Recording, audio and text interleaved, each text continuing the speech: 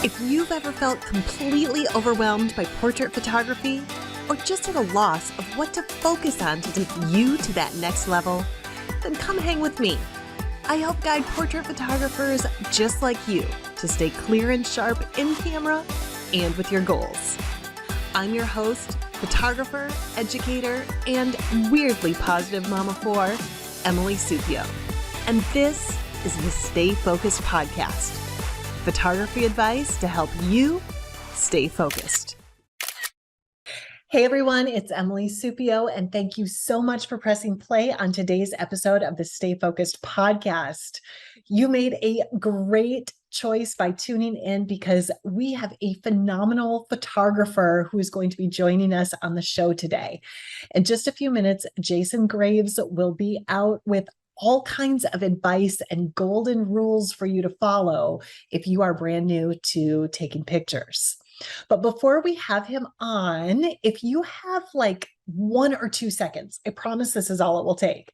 If you would head over to iTunes and hit the subscribe button on the Stay Focused podcast, I would greatly appreciate it. And then if you have like 5 more seconds and you would leave a quick rating and review for the Stay Focused podcast, I would appreciate that even more.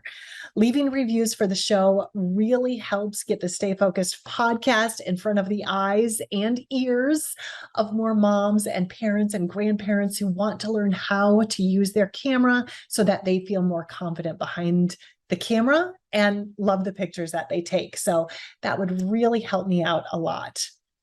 All right, you guys, before we bring Jason on the show today, while I was talking to him, we started talking a little bit about gear and the gear we start with. And it got me thinking about the gear that I started with. And I know if you've been listening to the show for a while, you've probably heard me talk about this before, but if you're new or maybe you forgot, I started learning photography with a borrowed camera that I got from my dad. It was an old model Canon Rebel XSI. And that was the camera that I used. And now for a while, I felt like maybe it was the old camera that was holding me back from taking great pictures. But after talking to Jason today, and after just learning about photography for so many years, I know that that's not necessarily the case. The camera that you are working with now is not what is holding you back from taking a great picture and learning photography. And we're really going to dive into that today when I bring Jason on the show. Now, for those of you who are still really confused by that camera that you have, it might be because you haven't turned the dial over to manual mode yet. If you are confused by manual mode, make sure to download my free manual mode handbook at cozyclicks.com/handbook. This will help give you a jump start on learning manual mode so that you love the pictures you're taking. All right, you guys, let's bring Jason on to share all of his advice and golden rules for new photographers. All right, you guys, I have Jason Graves with us on the show today. Hey, Jason, how are you doing? Pretty good, Emily. How you doing? Good. Hey, Jason, I know that there's probably not a lot of people that are listening to the show that know who you are. So can you give us like the 100-word mini version bio of who you are and what you do? Oh boy. I would say I'm an extreme hobbyist, to be honest with you. I love photography and, I've kind of dabbled with, semi-pro and, some paid jobs for a few years, but deep down, I think I'm just an extreme hobbyist and I just really love photography. I love all aspects of it. And that's kind of who I am. I live in rural Indiana, and I love just kind of documenting my community, whether it be landscapes, old buildings, just the rural community. I also have a agriculture background, so you see a lot of pictures that involve agriculture, whether it be, animals, crops, etc., or whatever. That's really cool. And, all over your Instagram, Jason, you really show just a cool variety of photography. And what I love about you, and what I love that you said right away, was that you are a hobbyist. You are, or an extreme hobbyist, you said, right? And I Yes. think Yes. a lot of people, when they first start, feel that need to want to go pro, or have to be a business or a professional to be a real photographer. And you're just like, hey, you can have fun with photography. You can be a hobbyist and, really enjoy it. So I love that you threw that out there right away to tell people. Yes. So you've been at this for a long time. You've been an extreme hobbyist for how long now? Well, actually, I've thought about this. In 1999 was the first time I actually took a camera and tried to compose a picture and make something. That was the first time I ever tried to really make a photograph. So So, 1999. So 23 years. how old were you then, Jason, back in 99? Oh my. Oh, I was probably like 20, early 20s. Okay, yeah. So we're about the same age then. I'm just trying to get a perspective. And for the people that aren't watching on YouTube, because we're now on YouTube right now, so you can watch the podcast on video, but I know most of you are probably listening to the audio right now, so you don't see us, you don't have a that perception. So that's why I'm trying to let people know and give them a perception of how old you are, Jason. But it's okay. So you've been at it just as long as me. You've been at it for several decades now. So you know what to do, what not to do when it comes to photography. So for you in the beginning, what were some of the errors that you made, or some of the bigger errors that you, now that wish that you didn't make those mistakes? I probably spent a decade and a half, maybe 2 decades, trying to figure out. I always had a photographer that I always looked up to back then. Her name was Christy Collins. She was a very good livestock photographer, and that's kind of what pulled me into that. I think it was a combination of watching her photography plus my dad. Growing up, he always had old SLRs. This is kind of like an example, old SLRs like this. And I always kind of just really like the tools and holding them and stuff like that. But I think the thing that I wish I would have known back then is I wish I could have had a mentor kind of reverse engineer a photo for me, because I always had these photos in my mind and I always wanted to create them, but I could not create them because I didn't know how it was done. It sounds simple enough, but there's a lot of differences in cameras in terms of like focal length, sensor size, film versus digital. There's a lot of different variables there. And the photo that I wanted to create in my mind, I just simply didn't have the tool to do it. And it took me a long time to figure that process out. So yeah, really understanding, and that I'm a photography educator, so I believe in education. I believe in, it's great to practice and it's great to try to tinker around and figure things out. But in the beginning, if you can find a mentor or someone to help you out, it just makes things that much easier and less frustrating too, right? Because photography can just be, I think that there's a lot of really, really potentially great photographers out there that get so hung up on the technical piece of photography, and they look at the camera and they're like, oh, this is like a machine. I can't do it. And then they give up right away. So really, not doing it all on your own, but seeking out the mentor. I would suggest finding somebody, and it could be somebody that's just been in photography for years, or just someone that's very well experienced that you can go to and you can say, okay, this is the image I want to try to create. And they can kind of help you have the tools to do that. Because like I said before, I'm really into like cell phone photography, but there's a lot of difference between a cell phone camera versus like a medium format film camera. Just in terms of the sensor size, the images that it cranks out, just the feel of the images. So if you can find somebody that can kind of help mentor you and help you to create the vision that you want to create, and then we can talk about flash too. Some people love that lighting look. And if you're trying to go out maybe with a cell phone and you got just a little beam of light versus maybe these great big huge strobes, it's going to be hard to mimic that if you don't have the right tool set up, if that makes sense. Definitely. And let's talk about equipment for a little bit, because you're throwing up your cell phone and you're like, hey, I take pictures with my cell phone. And there's people out there that might be like, oh, then you're not a photographer. You can't take good pictures if you don't have these, you know, $2, $3, $4, $10,000 cameras. And you're like, hey, if you know how to work it, you can use your cell phone to take that. So Absolutely. I know you were saying to me before, one of the things you learned in the beginning was just to really simplify your equipment. So what advice do you have for people that are just starting out? Like, what do you advise them to start with, or to get or not get? I would just honestly, just if you have equipment, whether you inherit it, you know, maybe someone gave you a camera, or maybe it's just start with a cell phone. Just, I would just start with what you have. And just, I mean, as long as you've got some basic camera, whether it's a camera, a lens, whatever, I would just stick to the bare basics for maybe like 6 months, you know, unless you are like getting paid jobs to where you've got to advance to certain equipment, et cetera, whatever. But I would try to have the mindset to shoot with the least amount of gear you possibly can to pull off the job, because you can get in these rat races where you think you need the next lens, the next camera, the next this, the next that. And then you get in this vicious circle and you've got so many tools, you don't even know what to pick up.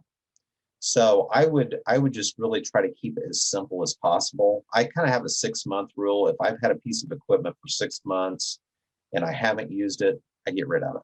Whether I need the money or not, I recycle it and let somebody else enjoy it, and I just get rid of it. And I try to keep doing that and just keep my gear as simple as possible. I think that's excellent advice. I'm right there with you. I'm totally aligned with that advice, you guys. If you're listening, start with what you have, learn what you have. And it's very easy to get into, you know, these Facebook groups or, you know, Google articles and read about a certain piece of gear or the new camera that's coming up and think, you know, oh, I have to get that. If I'm going to be good, then I need this, or I need this tool here. Or if my white balance is going to be on point, I have to have that. And you start buying and purchasing all of these things. And again, it just gets so overwhelming, so frustrating that potentially great photographers, you guys, give up. And don't let that be you, because you end up just with so much gear and so much equipment. So Jason, I'm curious, is there, like, because you've been at this for a while now, and you've said you've had so much gear and collected so many things over the years that you've actually created a rule for yourself, your 6-month rule. So what are those pieces of equipment or those pieces of photography that you think maybe are overhyped, or people tend to grab right away and you really don't need it? Oh boy. You know, I'm kind of one of those guys, even though I've got multiple cameras, I still like the one camera, one lens rule. You know, like when I go out to take pictures, when I leave the house, and you know, if you're in a paid job, sometimes you need to have backup gear in case something breaks. But if I'm just going out to have fun, I try to go out with one camera, one lens, and I just try to stick to that. And I think if you're going out to do whatever photography, you just need to think ahead. Like, I think this particular tool is the best tool for the job, and this focal length, et cetera, is the best tool. And you just go out and you create pictures. Because if you go out with a bag full of gear, you know, you're going to constantly swiping out lenses and et cetera. And you're going to be focusing more on your gear than actually taking pictures. So I like to do that. One camera, one lens when you leave the house. Look, like Jason's got all of these little magic rules, you guys, the 6-month rule, the one camera, one lens rule. Keep these in your back pocket, you guys. I like that. When you go out shooting, you don't need a camera bag where every single compartment has a different lens in it. You don't have to constantly be switching that out. That's not how you're going to become a better photographer. And I like what you said. You go out there and shoot. You've said that a couple of times, Jason. You take what you have and you just go out there and you practice and you try and you take the, you know, the lens you have and the camera you have. what I would tell new photographers is when you go out and you try to mix all these variables, you're just going to be a smorgasbord of pictures. There's not going to be any cohesive style to your photography or anything like that. You know, if you're constantly shooting one image at 200 millimeters and the next one at 24 millimeters, and you know, the next one with the cell phone, next one with a medium format sensor, it's just gonna, everything's just gonna be a jumbled up mess. So I think if you really want to get a consistent style, the more you can narrow down on the gear that you're using and keep doing it, is going to give you a more consistent look, and that's going to build, you know, more clients, and you're going to have a recognizable style, if that makes sense. Definitely. I mean, that is excellent, excellent advice too, because I think a big struggle for a lot of people who are new to photography is they find that, you know, their style is not consistent, or they can't find their style. And, you know, it might be because you guys are switching around lenses or switching around gear, thinking you need the next thing to get better. And instead just work with what you have and your style will come, that consistency will come. And maybe you guys will start to learn, you know, like, oh, I really like the way this looks, but I wish it was just a little more, you know, maybe a little more blurry in the background, or just maybe a little more, showing a little more in the frame. And then you start figuring out maybe what's next for you, what's the next thing, but you're not going to know that just, you know, switching it, just like you said, switching out your lens all the time. And what I would oh, advise is a lot of people probably start out with like a Canon Rebel. I don't know what the other brands are, but just kind of a basic DSLR with a zoom lens. And what I would recommend is for a new photographer, you know, like when you take your lens, you can maybe zoom it from 24 millimeter to maybe 150 millimeters. And I would have people go out and have it set at 24 millimeter and have it taped to where you can't change it. And you shoot for a week like that.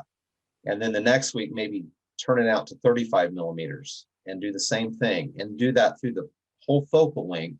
And then after a period of months, look at your pictures and say, you know, I really like the looks of 35 millimeter, and this is what I'm going to narrow down on. And then you try to eliminate some of those variables. I mean, I'm not saying, you know, one focal length does everything, but you need to kind of narrow it down and not be all over the board, you know. And that's a good way to practice, is just take your lens down and shoot at that focal length for a period of time, and then, you know, extend it out and tape it down. And that way you can look at that, and your metadata in your Lightroom or even on your camera should show you the focal length that you're shooting at. that's a good, I haven't heard someone say that that recommendation, but I think that's really good. So for those of you who are just starting, and a Canon Rebel, I think is a super popular beginner one. That's what I always recommend. I think I have like 3 of them right now, but I think I've had other ones. I need to follow your 6-month rule, Jason, because those cameras I don't use, but usually that Canon Rebel comes with a kit lens that, you know, goes certain focal lengths. I'm not sure what the standard one is right now. But I love that. Like, start and don't keep zooming it all over the place. Start with the lowest focal length on there, you guys. Try it for a week and record that too. You know, somewhere maybe you have a notebook, or maybe you do something digital on your computer where you just make note of what that is. So you can start to find a pattern with what it is you really like. You know, what maybe not just what you like, but what you're more comfortable shooting, or what your style is, or what you gravitate toward more. And by doing that, that might help you realize, like, oh, you know, I really like when I shoot at 50 millimeters. Maybe I should look to get a prime 50 millimeter lens. Maybe that should be my next lens that I get.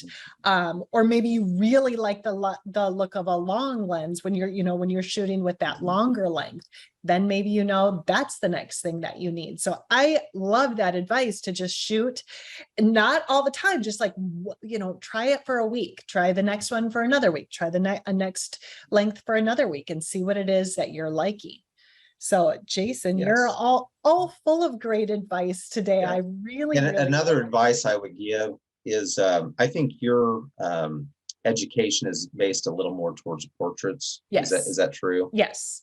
And another thing that I would tell people right out of the get-go is, if you're doing portraits, usually a longer lens is more pleasing to the body. It just, if you shoot people with wide angles and you get them off to the side, it kind of distorts facial features and, you know, makes people look a little weird. So if you're really doing portrait work, I would kind of being that maybe 50 millimeter to maybe 135. That's ideal for portrait. Actually, probably 85 to 135 is kind of ideal for portraits. Maybe if you're doing like a big family portrait where there's a lot of people in there, that might be when you want to use a wider angle. But if you're doing like senior portraits, you probably want to gravitate towards a longer lens. Yeah, great advice too. And I say that to you guys a lot too. 135 is usually the one that I use. And kind of just like Jason was saying, stick with one lens that you really like. When you guys ask me what lens I shoot with the most, I do have several, but the 135 is really my sweet spot. That's the one I like to keep on my camera because I do portraits. I think that looks most pleasing. It fits my style. When you guys ask me how I stay so consistent, it's because I don't bounce around with my gear. I don't go run out and have to buy all of this new stuff. I do rent things, and I do think that can be a fun way to kind of boost that creative outlet, especially if you get kind of in a slump a little bit. Sometimes people feel not creative. So I think going out maybe and not purchasing something new, but going out and trying out a new lens, something totally different than you usually shoot with, can be fun. And then it doesn't get you in the habit of, spending more money and buying more things and having this collection of stuff, having this collection of equipment. Yeah. Another thing, I don't want to necessarily be a promoter of a camera company, but I'll just say the company's in New York, and you can fill in the blank. But some of those camera shops, I don't know if they still do it or not, but you can purchase from the used department. And if you decide within 14 days that it's not a good fit for you, you can send it back and get 100% of your money back. You might check in that. The policies might have changed, but I know that I've purchased some used gear from those companies. And, I kind of decided the camera just really wasn't for me. It was the wrong focal length, whatever.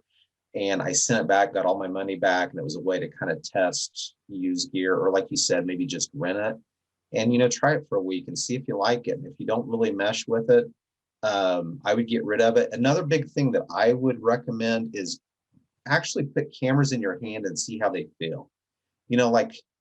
I do a lot of photography for my church and whatnot. And the gal that I work with, she's got this huge DSLR with a battery pack and a long lens. And it's a beautiful camera. I mean, it does awesome work. But I picked that up the other day and I thought, this just does not feel good in my hands, And I would just tell people, if it feels good in your hands, you're going to be more likely to use it. If it's something that's really heavy, bulky, you got big straps, that might not be the fit for you. So you need to just kind of try them out like a pair of jeans and see if, they feel good in the hands and all that good stuff. That is great advice too, because I know a lot of you are moms. I know a lot of you have toddlers or younger kids. And if you're running around chasing after your kids trying to get their photo, you're going to get some cute ones. Okay. Don't get me wrong. You'll get some cute ones, but you're absolutely right, Jason. If you choose the lens and the extra accessories that are going to weigh down your camera, it's going to be difficult to run after a toddler with all of that, all of that going on. So that is a great point. So make sure you're actually touching and feeling the camera before you make that purchase. And with this, and as we're talking, I want to reiterate to all of you too, that with gear, with the cameras that you have, with the lenses that you choose, if you choose to buy a used camera, if you choose to rent a camera, all of this stuff that we're talking about today, it's not the key that is going to make you better. Okay. So I want to reiterate that whatever you have right now is the perfect camera for you right now. And I want you to learn that camera, learn that lens, get very comfortable with it. Never think that it is your gear that's keeping you from taking a great picture. Just like Jason said, you can take great pictures with your phone. This is probably a good example. I don't know if you can see this here or not, but this is a Fuji X Pro 1. Mm-hmm. They actually made this camera, I think, in 2011.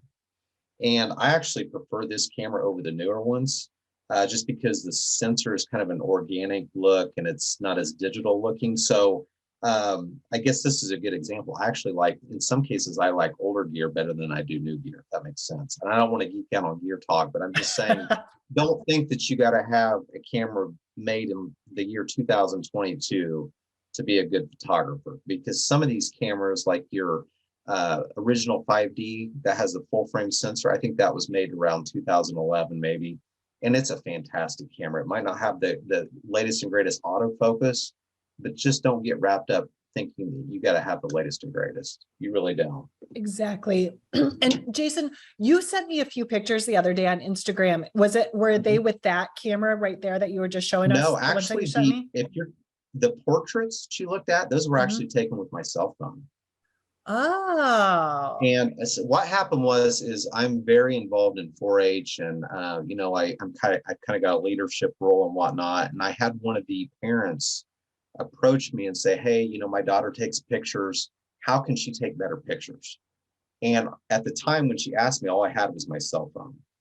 And I said, well, there was a gal there that was in the Queen contest and whatnot. And I just said, hey, Grace, can we take a few pictures just to kind of show this family, you know, kind of how to take better pictures? So I just took my cell phone out and I put it in like portrait mode, which basically, if you look at your cell phone, mine has 3 lenses on it, and it probably selects more the telephoto lens, whichever one that one is. And I just took the model and I just put her in better lighting with a nicer background. And I just used my cell phone just like I would a professional camera. And I just put her in good lighting, posed her, nice background. I took the picture, and then I've got a process in my phone where I usually just go right into Lightroom and I can edit on my phone, and then I export and go into another app and do a couple little things. And it really gives you some really nice results. It really does. Are those, So, you didn't post those on your Instagram page though? They're not on No. there? Are they not allowed No. to be shared? well, I'm trying to have a more consistent look, and it kind of goes back to my original statement where I said, you know, if you're using this gear and then you switch it over to this. I mean, a lot of my cell phone stuff I don't even show, to be honest with you. I'm not downgrading the cell phone. I was asking because I'd like to share this on the show notes Sure, for, so yeah, if people, go yeah, for it. that's good. Okay. I didn't want Yeah. to say that if like you, if you didn't want those shared. No, but no. I want you guys to see. So if you go to the show notes page after the show today, I want to show some examples of Jason's work. Jason, I'm going to share your Instagram too, so they can see, so Yeah. they can see your regular work, your consistent feed. But I do want to share these that Jason shared with me that he was just using his cell phone to capture. So on the show notes, I Yes. will put those on there as well as his Instagram handle, so that you guys can check out some of the work that he's been doing over all of this time. Jason, And I'll be honest with you. Go ahead. Sometimes actually this is the best camera you can have with you. I mean, let's say you go in a public place and it's just not appropriate to carry an official camera with you. You know, you can have this in your pocket, and if you know how to use a cell phone, you know, sometimes this is the absolute best camera that you can have on you, you know? So I think when you go out, you just need to think, okay, what camera is appropriate? And, you know, I mean, I encourage everybody to use your phone to at least practice, even if you don't really share your photos, just go out and practice. I mean, really your Lightroom settings in your phone's the same as your computer. You know, now they've got them so sophisticated in your phone that it's just like playing on your computer. So you can go out and take pictures, you can apply apps, filters, you know, adjust highlights and just play around. And it's a great way to kind of keep your mind creating, if that makes sense. Absolutely. And I do that a lot too, because you guys know I have 4 kids. A lot of the times now I don't take my big camera out anymore, my fancy big camera, just because it's a hassle. I've got too much going on with my, you know, with everyone. We're just like a parade everywhere we go. But I have been way more intentional about taking shots with my cell phone, just because there's some things I just want to capture the moment. You know, it's not necessarily I want to create a portrait or art. I just want to have the moment there. So I'm not at all against, you know, the cell phone, and you guys should all the time just make sure you're always, you know, taking pictures, even if it's just that cell phone in your pocket. Sure. And Jason, before we end today, is there any last bit of advice that you can give to people that are listening right now that you think would be very helpful? Yes. No matter where you're at on this journey, whether you want to just be, you know, just an occasional shooter, an extreme hobbyist, a seasoned pro, you need to make photography always needs to be fun. And if you get yourself wrapped up in trying to be like pro all the time, you're going to probably find yourself hating photography. And I don't mean to discourage anybody, but you can get in that, rat race of, more jobs, more clients, more money, and you can just get yourself burnt out. I would just make sure that when you're doing photography, no matter what level you're doing it at, always try to have that sense of fun. And if you can stay fun, it's going to encourage you to keep going, keep going, keep going. It's when you get burnt out and you lay the camera down where you don't have any growth. So my 2 cents is do whatever you can to make photography a fun experience. Yes, I love that. I'm right there with you on that, Jason. Now, Jason, I did say that I would be sharing your social media links in the show notes, but what is your handle, just in case someone doesn't click over to the show notes, they're just listening right now and want to search up. Jason, it's my name, Jason Graves _photography. Perfect. And then I know, go ahead. My new stuff that I've been putting on there probably for the last few months is exclusively film photography. I've got this, I shoot both digitally and film, I do. But I think deep down in my heart, I'm a film photographer, and I'm trying to consistently stick to that. I shoot digitally every week for my church and just, for just, school events or whatever. But when you look at my stuff on Instagram, the more recent stuff would be my film photography. Perfect. Well, that will be exciting. And I love the process. I love the process of film. It's a slower process. Another key advice I would give you, I don't care if you have digital or what, but try to go out and get the image right within the first few frames. Don't go out and shoot, 50 frames and then narrow it down to 1. Try to go in there and get the shot right within the first few frames and then change it up, whether it be different composition, different posing, different lighting, that way you're actually changing things instead of just, going through a bunch of frames and they're all basically the same. Yeah, perfect.